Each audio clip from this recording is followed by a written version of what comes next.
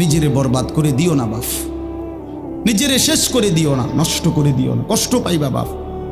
একদিন কবরে তোমার 14 গোষ্ঠীর কেউ থাকবে না, একদিন হাসরের ময়দানে তোমার পাশে কেউ থাকবে না, তুমি শুধুই একা।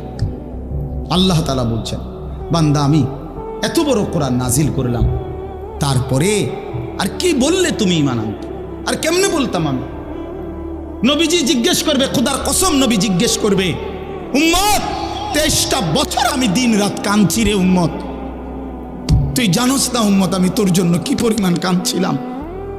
সারাটা রাত আমি কেঁদেছি, তায়েফের পাথরের আঘাতে আমার পিঠ ছিদ্র ছিদ্র করে ফেলছে, আমি ক্ষুধার কষ্টে পেটে পাথর ভাঙছি, আমার ঘরের চুলায় আগুন জ্বলে নাই,